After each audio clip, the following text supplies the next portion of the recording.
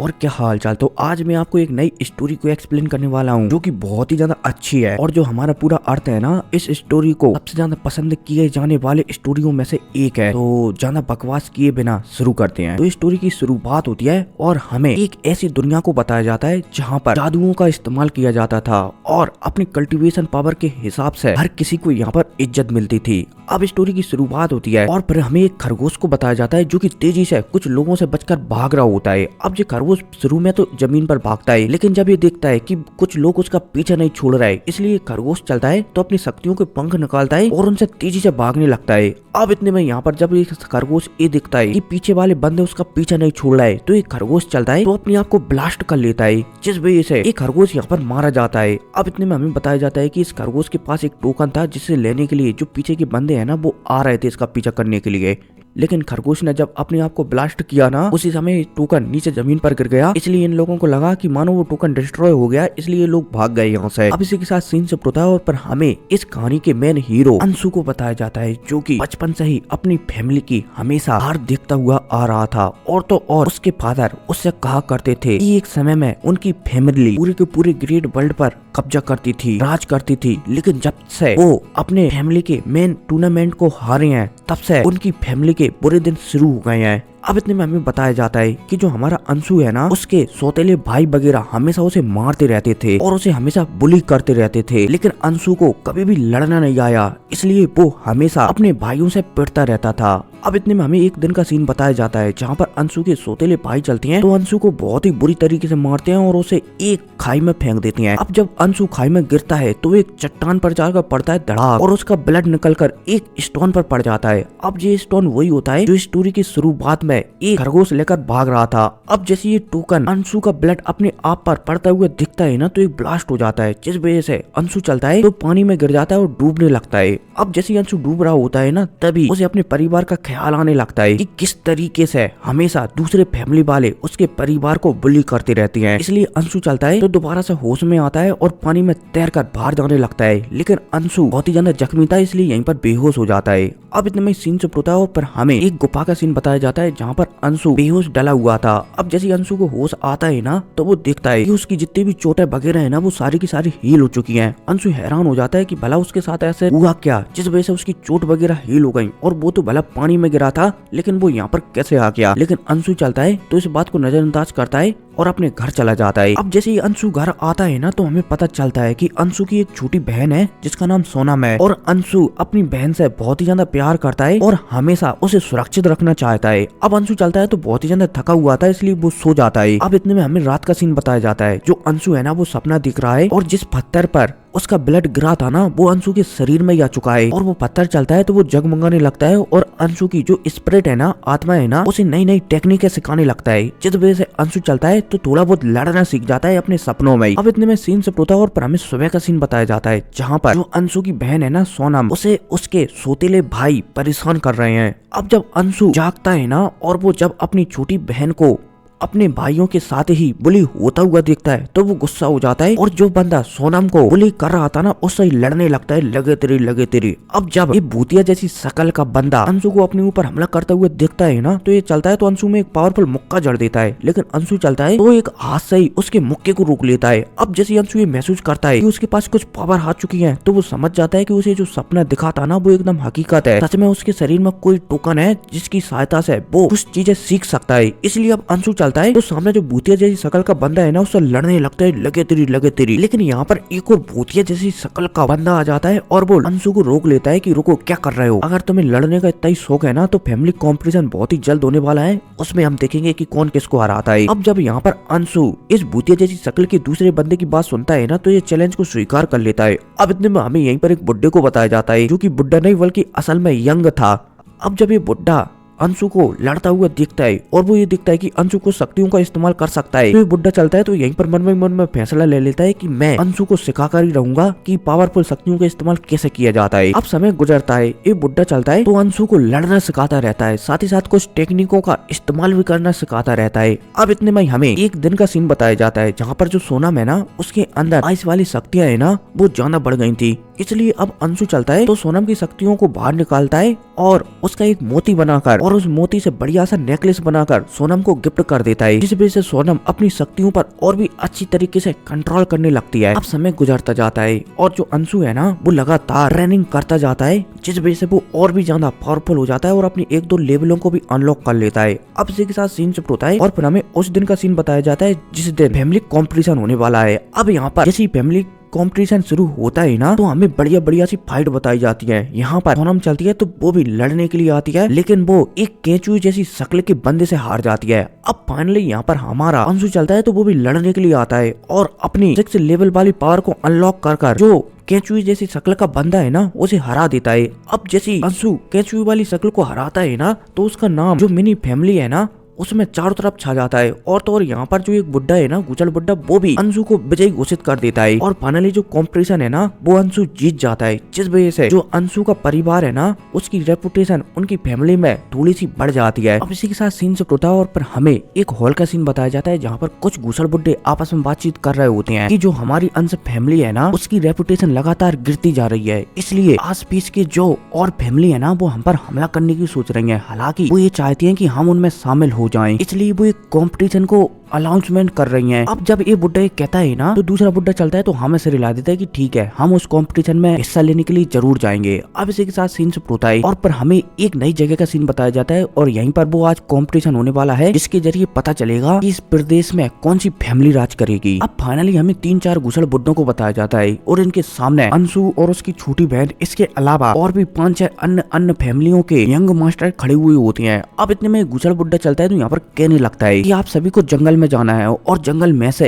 एक शेर के बच्चे को यहाँ पर पकड़ कर लाना है। जो भी शेर का बच्चा यहाँ पर पकड़ कर लाएगा इस कंपटीशन को वो जीत जाएगा। लेकिन याद रहे अगर आप में से 2 या फिर 2 से अधिक लोग यहाँ पर शेर के बच्चे को पकड़ कर लाते हैं ना तो उनके बीच भी आपस में फाइट कराई जाएगी और फिर विजेता घोषित किया जाएगा। अब जैसे ये बुड्ढा कहता है ना तो ये कंपटीशन शुरू हो जाता है। अब इतने में हमें अंशु को बताया जाता है जो कि जंगल में एक शेर को ढूंढने के लिए, शेर के बच्चे को ढूंढने के लिए अपनी बहन के साथ जा रहा होता है। अब इतने में यहाँ पर अंशु की मुलाकात एक और बंदे से हो जाती है और इस लड़के का नाम होता है अमित। अब फाइनली अमित और अंशु चलती हैं तो आपस में एक दूसरे से बातचीत कर लेती हैं कि हम साथ मिलकर एक शेर को पकड़ सकते हैं और हो सकता है कि उस शेर के 2 बच्चे हो जाएं जिससे हम दोनों इस कंपटीशन में जीत जाएं। अब जैसे अंशु और अमित आपस में ऐसी बात करते हैं ना तो ये आगे बढ़ने लगते हैं। अब इतने में हमें सीन शिफ्ट होता है और पर हमें एक गेड़ा हाथी को बताया जाता है, मतलब कि था तो जो इंसान लेकिन जी गेड़ा हाथी जैसा लग रहा था और इस बंदे का नाम होता है टट्टू। अब जो टट्टू था ना उसकी अंशु से पहले ही दुश्मनी थी क्योंकि जो टट्टू की गर्लफ्रेंड थी ना वो जो अंशु की बहन सोनम थी ना उसका लॉकेट चाहती थी,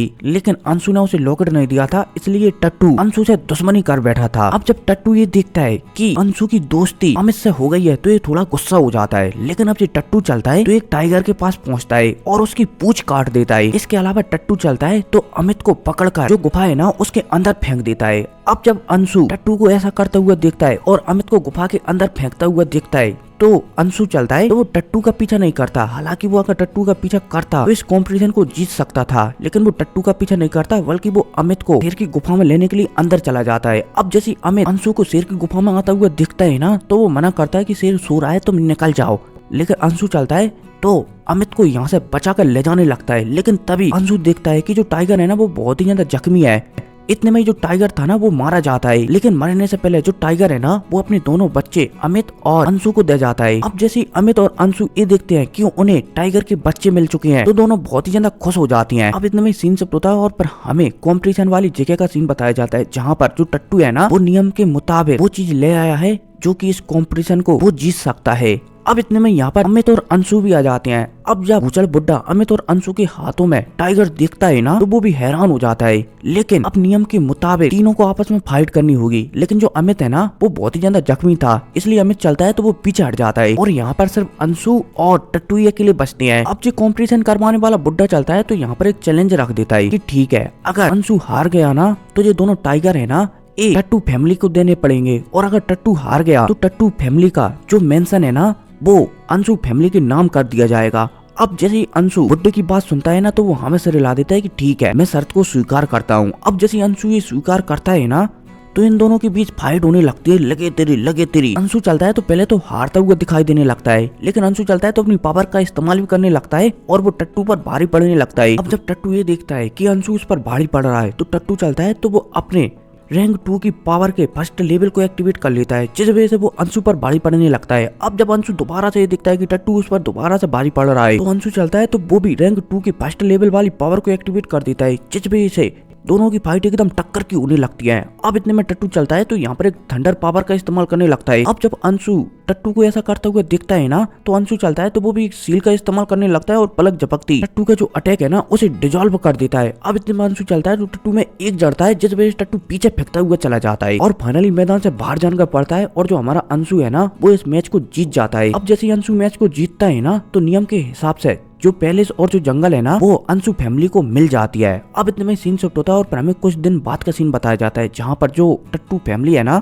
उसने अंशु फैमिली को जंगल और पैलेस दे तो दिया है, लेकिन पैलेस को उन्होंने पूरी तरीके से मिटा दिया था और जो जंगल है ना उसे भी डिस्ट्रॉय कर दिया था। इसलिए अंशु फैमिली को इन दोनों चीजों से ज्यादा फायदा नहीं होता। अब इतने में सीन शिफ्ट होता है और फिर हमें कुछ दिन बाद का सीन बताया जाता है, जहाँ पर जो अंशु है ना वो लगातार जो टाइगर था ना उसके पास उसे ट्रेनिंग करवा रहा था और उसे पावरफुल बना रहा था। अब इतने में एक दिन की सीन बताया जाता है, जहाँ पर जो टाइगर है ना वो एक गुफा ढूंढ लेता है और जब अंशु को वो उस गुफा के अंदर ले जाता है ना, तो यहाँ पर अंशु को चारों तरफ लावा ही लावा देखने को मिलता है। लेकिन जब अंशु इसे गौर से देखता है तो वो देखता है कि ये लावा नहीं है, तो और कुछ है। अब इतने में अंशु एक फ्लावर के पास पहुंच जाता है, जो कि असल में एक बहुत ही ज्यादा खास फ्लावर था। ये फ्लावर चलता है तो अंशु के अंदर अपनी पावर डालने लगता है। अंशु चलता है तो इतनी पावर को झेल नहीं पाता और बेहोश हो जाता है। अब इतने में दोबारा से हमें टाइगर को बताया जाता है। टाइगर को भी यहाँ पर एक क्रिस्टल मिल जाता है जिसे टाइगर खा जाता है। अब जब अंशु को दोबारा से होश आता है ना और वो इस लावे जैसी चीज को देखता है तो वो हैरान हो जाता है, क्योंकि ये लावे जैसी चीज असल में छोटे छोटे क्रिस्टल थे जो कि हीरे जैसे थे। अब अंशु चलता है तो इनमें से एक क्रिस्टल को उठाता है और जो अंशु फैमिली के एल्डर है ना उन्हें बता देता है। अब जब अंशु फैमिली के एल्डर इस चीज को देखते हैं ना तो वो हैरान हो जाते हैं और वो अंशु से पूछने लगते हैं कि ये तुम्हें कहाँ से मिला। अंशु चलता है तो अपनी ग्रेट एल्डरों को लेकर उसी गुफा में पहुंचता है। अब जब अंशु बोला जाए तो अंशु फैमिली के एल्डर इस गुफा को देखते हैं ना तो वो हैरान हो जाते हैं, क्योंकि ये गुफा पूरे के पूरे हीरों से भरी थी। अब फाइनली यहाँ पर गुफा में खुदाई होने लगती है और जो अंशु फैमिली है ना वो बहुत सारे इस गुफा में से हीरो वगैरह को निकाल कर एक सिटी में बेचने के लिए ले जाती हैं। अब इतने में सीन शिफ्ट होता है और जो टू फैमिली है ना हमें उसका सीन बताया जाता है। अब जब टू फैमिली वाले बुड्ढे को इस बात का पता चलता है कि जो हमने जंगल और पैलेस अंशु फैमिली को दिया था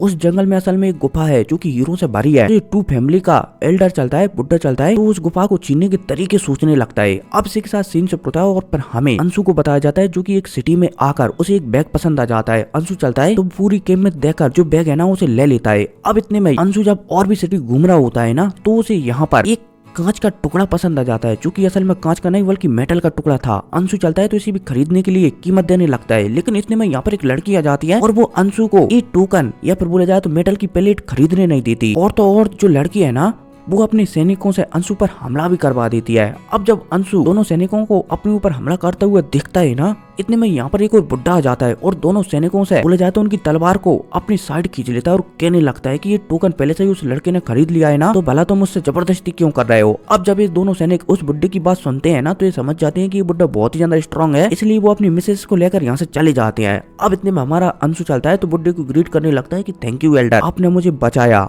अब जो बुड्ढा चलता है तो ये भी अंशु से कहने लगता है कि क्या तुम मेरे शिष्य बनना चाहोगे। अंशु चलता है तो मना कर देता है कि नहीं। ये बुड्ढा चलता है तो एक बुक हमारे अंशु को दे देता है कि अगर तुम्हें कभी भी शिष्य बनना है ना तो तुम मेरे पास आ सकती हो। फिलहाल के लिए बुक अपने पास रख लो, इसमें बहुत सारी टेक्निकों के नाम लिखे हुए हैं जो कि तुम भविष्य में सीख सकते हो। अंशु चलता है तो फाइनली इस बुक को लेकर और जो मेटल की प्लेट है ना उसे लेकर यहाँ से निकल जाता है। अब जैसे अंशु बाहर आता है ना तो उसे पता चलता है कि जो टू फैमिली है ना उसने हमारी अंशु फैमिली पर हमला कर दिया है। अब जब अंशु ये देखता है कि टू फैमिली ने अपनी मदद के लिए ब्लैक चेन फैमिली को अपने साथ मिला लिया है तो अंशु गुस्सा हो जाता है। अब इतने में हमें एक दरवाजे का सीन बताया जाता है जहाँ पर ब्लैक चेन फैमिली है ना वो अंशु फैमिली से लड़ने के लिए आई हुई होती है। अब यहाँ पर एकदम घमासान युद्ध होता है, लगे तेरी अंशु फैमिली चलती है तो वो ब्लैक चेन फैमिली से लड़ने लगती है। हमारा अंशु चलता है तो वो भी ब्लैक चेन फैमिली से लड़ने लगता है, लगे तेरी और फाइनली अंशु चलता है तो ब्लैक चेन फैमिली का जो मेन बंदा है ना उसे बुरी तरीके से जख्मी कर देता है। हालांकि इस बात से अंशु भी जख्मी हो जाता है। अब अंशु चलता है तो अपनी ट्रेनिंग करने के लिए बैठ जाता है यहीं पर और उसकी जो बहन है ना सोनम वो ब्लैक चेन फैमिली से लड़ने लगती है, लगे तेरी। अब थोड़ी देर तक ही सोनम लड़ पाती है क्योंकि उसकी पावर लेवल इतना ज्यादा नहीं था, इसलिए वो चेन फैमिली से लगातार लड़ सके। इसलिए सोनम चलती है तो बहुत ही ज्यादा जख्मी होकर बेहोश हो जाती है।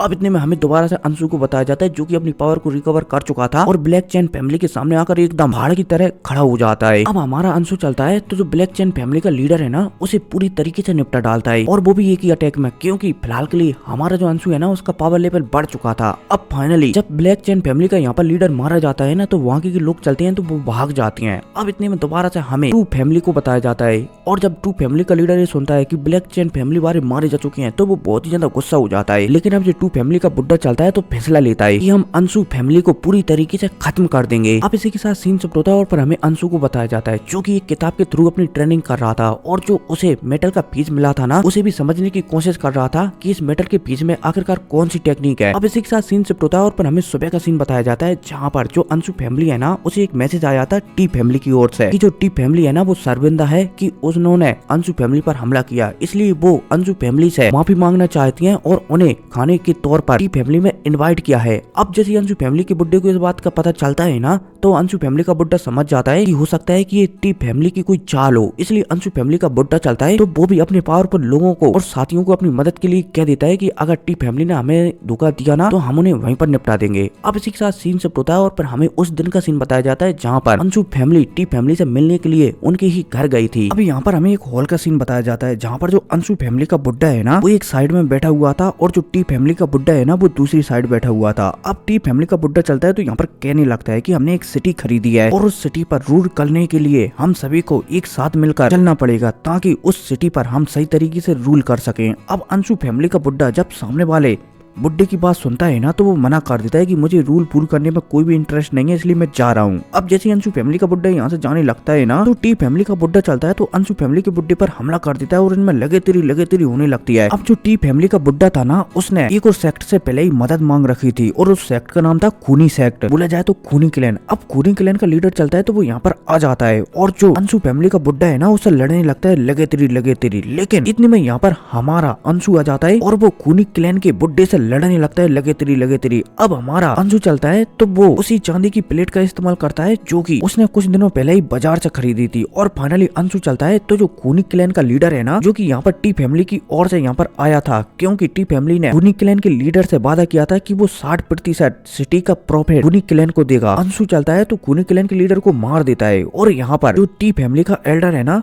बुड्ढा है ना उसे भी गुलाम बना लेता है। अब इतने में सीन शिफ्ट होता है और पर हमें कुछ दिन बाद का सीन बताया जाता है जहाँ पर अंशु है ना वो अपनी अंशु फैमिली में एकदम मस्त तरीके से रह रहा होता है। तभी जो खूनी क्लैन का लीडर कुछ दिनों पहले अंशु ने मारा था ना उसी खूनी क्लैन की पूरी सेना अंशु फैमिली पर हमला करने के लिए आ जाती है और वो गेट के बाहर आकर खड़ी हो जाती है। अब जब खूनी दल के लोग अंशु फैमिली पर हमला करने के लिए आते हैं ना तो अंशु चलता है तो बाहर आ जाता है और खूनी दल के लीडरों को बोला जाए तो जो यहाँ पर मेन बंदा आया था ना उसे समझाने लगता है कि देखो इसमें मेरी कोई भी गलती नहीं है, तुम्हारे उस खूनी दल के बंदे ने मुझ पर हमला करने की कोशिश की और मुझे मारने की कोशिश की, इसलिए मैंने उसे मार दिया। अब खूनी दल का एक बंदा चलता है तो अंशु की बात नहीं सुनता और उससे लड़ने लगता है, लेकिन अंशु चलता है तो अपनी टाइगर से सभी के ऊपर हमला करवा देता है, जिस वजह से सभी के सभी लोग चलते हैं तो पीछे हटने लगते हैं। अब जब खूनी दल का एक बंदा अपने सैनिकों को पीछे होता हुआ देखता है ना तो खूनी दल का लीडर चलता है, बोला जाए तो ये बंदा चलता है तो कहने लगता है कि मैं अपने और सारे लोगों को लेकर आऊंगा और अंशु फैमिली को तबाह कर दूंगा। अब जब हमारा अंशु खूनी दल के इस बंदे को ऐसा कहता हुआ देखता है ना तो अंशु चलता है तो इस बंदे से कहने लगता है कि ऐसा करते हैं, अगर तुम्हें मुझसे लड़ना ही है ना और मुझे मारना है ना तो तुम 2 महीने बाद यहाँ पर आना और फिर हमारे बीच एक तगड़ी फाइट होगी। अगर तुम मुझे उस समय मार देते हो तो कोई दिक्कत नहीं, वरना अगर तुम उस समय मुझसे हार जाते हो ना तो तुम इस मामले को यहीं बुला दोगे। अब जब खूनी क्लैन का एक बंदा अंशु की बात सुनता है ना तो यहाँ से रिला देता है और यहाँ से चला जाता है। अब हम दोबारा से अंशु को बताया जाता है जो कि एक सिटी में पहुंच जाता है कुछ सामान को खरीदने के लिए। अब जैसे ही अंशु सिटी में आता है ना तो उसे पता चलता है कि मानो उसका कोई पीछा कर रहा हो, लेकिन इस सिटी में अंशु के पहले से ही कुछ रिश्तेदार या फिर बोला जाए तो उसके दादाजी के दोस्त वगैरह थे, तो अंशु चलता है तो उनके पास चला जाता है और उनसे मदद मांग लेता है। अब जब ये लोग अंशु को अपने आप से मदद मांगते हैं ना, बोला जाए तो देखते हैं ना, तो ये चलते हैं तो ये अंशु को जो सिटी है ना उसके ओवरलॉर्ड के पास ले आती हैं। अब जैसे ही यहाँ पर अंशु आता है ना तो हमें पता चलता है कि यहाँ का बोला जाए तो पूरी की पूरी सिटी का ओवरलॉर्ड वही है जो कि हमारे अंशु को कुछ दिनों पहले इसी सिटी में मिला था, और तो और एक घूसल बुड्ढा इस सिटी का ओवरलॉर्ड भी है। अब यहाँ पर इनके बीच आपस में थोड़ी बहुत बात होती है। हमारा अंशु चलता है तो जो बुड्ढा है ना उसे सबको सच सच बता देता है कि जो टी फैमिली है ना उसने हमारी फैमिली पर हमला करने की कोशिश की थी और हमारी फैमिली को जड़ से मिटाने की कोशिश की थी, और इसलिए उसने जो ब्लड सेक्ट है ना उससे मदद मांगी थी, या फिर बोला जाए तो खूनी दल है ना उससे मदद मांगी थी। लेकिन मुझे उस समय गुस्सा आ गया और मैंने खूनी दल के एक मेंबर को निपटा डाला। लेकिन कुछ दिनों बाद खूनी दल के कुछ लोग आए हुए थे और मुझसे वो शर्त लगा कर गए हैं कि अगर मैं खूनी दल के एक मेंबर को नहीं हरा पाया ना तो वो हमारे अंशु फैमिली पर हमला कर पूरी तरीके से मिटा देंगे। अब जब एक गुचल बुड्ढा हमारे अंशु की बात सुनता है ना तो ये अंशु से कहने लगता है कि तुम्हें चिंता करने की कोई भी जरूरत नहीं है, तुम्हें सिर्फ अपनी ट्रेनिंग पर फोकस देना है। अब जो बुड्ढा चलता है तो अंशु को एक जगह के बारे में बता देता है कि वहाँ पर जाकर तुम अपनी ट्रेनिंग कर सकते हो, लेकिन वहाँ पर जाने के लिए तुम्हें जिस बंदे के हाथों में वो जगह है ना उससे परमिशन लेनी पड़ेगी। अब जब हमारा अंशु बुड्ढे की बात सुनता है ना तो वो यहाँ से एक नई जगह पर पहुंच जाता है। अब यहाँ पर हमें एक छोटे से बंदे को बताया जाता है जो कि असल में एक पूरी की पूरी जगह का ओवरलॉर्ड था। हमारा अंशु चलता है तो इसे सब कुछ बता देता है। अब जब ये बंदा हमारे अंशु की बात सुनता है ना तो हमारे अंशु से कुछ कहता है और फाइनली एक तालाब के पास ले आता है। अब जो तालाब था ना ये एक अलग प्रकार का तालाब था और इससे किसी की शक्तियां बहुत ही तेजी से बढ़ाई जा सकती है, इसलिए हमारा अंशु चलता है तो इसी तालाब में ट्रेनिंग करने लगता है। अब ट्रेनिंग करते करते अंशु महसूस करने लगता है कि वो एक लेवल के उस साइड नहीं जा पा रहा है, वो जितना भी ट्राई करे वो लेवल को ब्रेक थ्रू नहीं कर पा रहा है, इसलिए अंशु परेशान होने लगता है। अब अंशु यहाँ पर परेशान हो ही रहा होता है तभी अंशु के सोल सी को बताया जाता है जहाँ पर एक लोमड़ी अचानक एक पत्थर में से प्रकट हो जाती है। अब जैसे अंशु लोमड़ी को प्रकट होता हुआ देखता है ना तो वो कहने लगता है कि तुम कौन हो। अब जैसे ये लोमड़ी अंशु को देखती है ना और अपने आप से सवाल पूछते हुए दिखती है तो ये मुस्कुराने लगती है और अंशु से कहने लगती है कि मैं जानती हूँ कि तुम ब्रेक थ्रू करना चाहते हो, लेकिन यहाँ पर तुम शायद ब्रेक थ्रू नहीं कर सकते। अगर तुम्हें अपनी सोल में ब्रेक थ्रू करना है ना तो सबसे पहले तुम्हारी सोल को चक्की में पीसना पड़ेगा, तब जाकर तुम्हारा ब्रेक थ्रू होगा। अब जब हमारा अंशु गिलहरी की बात सुनता है ना, बोला जाए तो लोमड़ी की बात सुनता है ना, तो वो हमें से ला देता है। अब जब लोमड़ी चलती है तो हमारे अंशु को बोला जाए तो उसकी आत्मा को एक जगह पर ले आती है उसके शरीर के अंदर ही, जहाँ पर एक चक्की सी घूम रही थी। लोमड़ी चलती है तो अंशु से कहने लगती है कि यहाँ पर तुम ट्रेनिंग करो। अब अंशु चलता है तो यहाँ पर ट्रेनिंग करने के लिए बैठ जाता है और उसकी जो आत्मा है ना वो इस चक्की में पिसने लगती है, जिस वजह से अंशु को बहुत ही ज्यादा दर्द होता है। और फाइनली 10 से 12 बार पिसने के बाद जो हमारा अंशु है ना वो अपनी आत्मा में ब्रेक थ्रू कर लेता है और तो और जिस वजह से वो बहुत ही ज्यादा स्ट्रांग हो जाता है। अब जब गिलहरी या फिर बोला जाए तो लोमड़ी अंशु को ब्रेक थ्रू करता हुआ देखती है ना तो वो भी बहुत ही ज्यादा खुश हो जाती है। अब ये गिलहरी खुश हो ही रही होती है तभी यहाँ पर उसे एक स्पेशल बीट दिखता है। गिलहरी चलती है तो अंशु को ये बीट दिलाने में मदद करती है, जिस वजह से गिलहरी को एक ड्रैगन से लड़ना पड़ता है और फाइनली अंशु चलता है तो इस बीट को हासिल कर लेता है। अब इतने में सीन शिफ्ट होता है और पलक झपकती 8 से 10 दिन गुजर जाते हैं और फिर हमें उस दिन का सीन बताया जाता है जिस दिन हमारे अंशु ने खूनी दल से जो फाइट की अनाउंसमेंट की थी ना, उसी दिन का सीन बताया जाता है। अब यहाँ पर एक साइड हमारा अंशु खड़ा हुआ होता है और दूसरी साइड खूनी दल का एक बंदा, और इस बंदे का नाम होता है डेढ़ा। अब जी डेढ़ा चलता है तो हमारे अंशु पर हमला करने लगता है लगे तेरी, लेकिन अंशु चलता है तो वो भी डेढ़ा पर हमला करने लगता है लगे तेरी। अब हमारा अंशु चलता है तो जो डेढ़ा है ना उस पर हावी बढ़ने लगता है, जिस वजह से डेढ़ा चलता है तो अपनी एक चाल चल देता है और जो अंशु की बहन है ना छोटी, अपनी एक आदमी से कहकर उसके गले पर चाकू रखवा देता है। अब जब हमारा अंशु डेढ़ा को ऐसा करता हुआ देखता है ना तो उसका एक पल के लिए ध्यान हट जाता है, जिस वजह से वो पीछे फेंकता हुआ चला जाता है और अंशु बहुत ही ज्यादा जख्मी हो जाता है। अब जब अंशु डेढ़ा को ऐसा करता हुआ देखता है ना तो अंशु चलता है तो डेढ़ा से कहने लगता है कि तुम चीटिंग कर रहे हो, लेकिन डेढ़ा चलता है तो अंशु की बात को नजरअंदाज कर देता है और अंशु पर दोबारा हमला करने लगता है। साथ ही साथ डेढ़ा चलता है तो यहाँ पर अंशु से ये भी कहने लगता है कि अगर तुमने मुझ पर पावरफुल हमला किया ना तो तुम्हारी सिस्टर मारी जाएगी, इसलिए मुझ पर हमला करने की कोशिश मत करना। अब जब अंशु डेढ़ा की ऐसी बातें सुनता है ना तो अंशु परेशान हो जाता है कि ना ही वो हमला कर सकता है तो भला वो इस फाइट को जीतेगा कैसे, और तो और अगर वो इस फाइट को नहीं जीता तो शायद वो यहाँ पर मारा जाएगा। अब जैसे ही अंशु ये सोचता है ना तो अंशु चलता है तो एक प्लान बनाता है। अंशु चलता है तो सीधा 2 अटैक करता है, एक तो कर देता है डेढ़ा के ऊपर और दूसरा कर देता है जो उसकी बहन को, जो बंदा पकड़ा हुआ था ना उसके ऊपर, जिस वजह से अंशु की बहन चलती है तो वो रिलीज हो जाती है। अब जैसे ही अंशु की बहन रिलीज होती है ना तो जो अंशु की बहन को जो बंदा पकड़ा हुआ था वो दोबारा से अंशु की बहन पर हमला कर देता है, लेकिन इतने में जो नीलामी होल का बुड्ढा है ना वो अंशु की बहन सोनम पर हमला करते हुए देख लेता है, इसलिए बुड्ढा चलता है तो अपनी पावर से जो अंशु की बहन पर जो आदमी हमला कर रहा था ना उसे ही उसका हमला उसकी छाती में घुसा देता है, जिस वजह से बुड्ढा चलता है, बोला जाए तो ये बंदा चलता है तो मारा जाता है। अब इतने में हमें मैदान का सीन बताया जाता है जहाँ पर अंशु और डेढ़ा की आपस में फाइट हो रही थी लगे तेरी। अब यहाँ पर डेढ़ा चलता है तो पावरफुल अटैकों का इस्तेमाल करने लगता है, लेकिन हमारा अंशु चलता है तो वो भी एक थाली जैसे आकार का इस्तेमाल कर देता है, जिस वजह से डेढ़ा का अटैक वहीं पर रुक जाता है। अब इतने में अंशु चलता है तो अपनी बहुत सारी चॉप स्टिक का इस्तेमाल करता है और जो डेढ़ा है ना उसके आर पार निकाल देता है, जिस वजह से डेढ़ा चलता है तो यहाँ पर मारा जाता है। अब जैसे डेढ़ा मरता है ना तो जो खूनी दल है ना वो भी बहुत ही ज्यादा कमजोर हो जाता है और वो एक प्रकार से खत्म ही हो जाता है। अब इतने में सीन शिफ्ट होता है और फिर हमें 8 से 10 दिन बाद का सीन बताया जाता है, जहाँ पर जो अंशु था ना वो पूरी तरीके से हील हो चुका था। और तो और जो अंशु की अब फैमिली है ना, अंशु फैमिली, वो पहले एक गाँव में रहती थी, लेकिन खूनी दल के मरने की वजह से अब वो दोबारा से सिटी में आकर रहने लगी थी। अब इतने में हमें सिटी लॉर्ड को बताया जाता है जो कि अंशु से मिलने के लिए ही आए हुए थे, लेकिन अंशु से तो उनकी मुलाकात नहीं होती, उसकी छोटी बहन से हो जाती है। सिटी लॉर्ड चलते हैं कि मैं अंशु के लिए एक फ्लावर लाया हूँ और इस फ्लावर की सहायता से अंशु बहुत ही जल्द रिकवर हो जाएगा, इसलिए उसे दे देना। अब सोनम चलती है तो वो भी हमें से रिला देती है। अब इसी के साथ सीन शिफ्ट होता है और फिर हमें अंशु को बताया जाता है जैसे कि वो नीलामी वाला बुड्ढा ज्ञान दे रहा होता है कि तुम भविष्य में बहुत ही ज्यादा पावरफुल बनने वाले हो। अंशु चलता है तो वो भी उस बुड्ढे से ज्ञान ले रहा होता है और इसी लेना लेनी के साथ जो मार्शल यूनिवर्स का सीजन 1 है ना वो खत्म हो जाता है। लेकिन आप कमेंट कर बताना कि अपन अगर सीजन 2 एक्सप्लेन करें ना तो ऑफिसर नाम लें या फिर यही नाम चलने दें। खैर कोई नहीं, मिलते हैं अगली वीडियो में। Take care. और हाँ, कमेंट जरूर कर बताना कि क्या करना है। Take care.